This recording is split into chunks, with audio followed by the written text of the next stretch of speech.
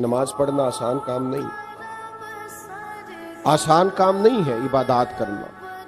یہ قدم قدم پہ شیطان، وہ جو بڑے سیانے ہیں جن کو پتہ ہے نماز ضروری ہے، جو ہر جگہ کھڑے ہو کے کہتے ہیں یار زندگی کا پتہ کوئی نہیں،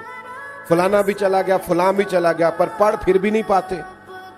یہ آسان کام ہوتا تو سارے مسلمان نمازی ہوتے۔ اللہ کہتا ہے وَاسْتَعِینُوا بِالصَّبْرِ وَالصَّلَاةِ، اے ایمان والو صبر اور نماز سے مدد مانگو، وَإِنَّهَا لَكَبِیرَةٌ، یہ دونوں کام ہے مشکل، صبر بھی مشکل ہے، نماز پڑھنا بھی، إِلَّا عَلَى الْخَاشِعِينَ، مگر جو اللہ سے ڈرتے ہیں ان پر کوئی مشکل نہیں، ان کے لیے نماز پڑھنا بھی آسان ہے، صبر کرنا بھی آسان۔ مشقت ہے۔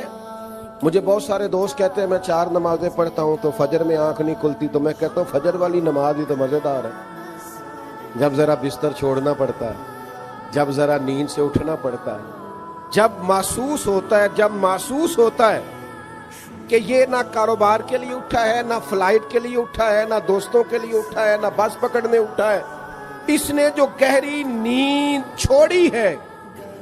اس کا دل کرتا ہے میں اٹھ کے اپنے رب کو سجدے کروں۔ آپ ذرا غور فرمائے نا،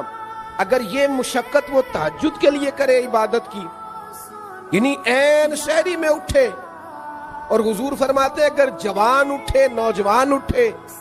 چڑھتی جوانی ہے، جذبات ہے، نیند بھی گہری آتی ہے، پر سارا کچھ چھوڑ کے اٹھا ہے تہجد پڑھنے کے لیے، تو اللہ کے پیارے رسول صلی اللہ تعالی علیہ وسلم فرماتے ہیں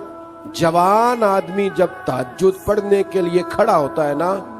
تو اسے دیکھ کے رب مسکراتا ہے جو اس کی شان کے لائق، اللہ مسکراتا ہے جو اس کی شان کے لائق ہے، جو اس کی عظمت کے لائق ہے، جو اس کو شایع ہے۔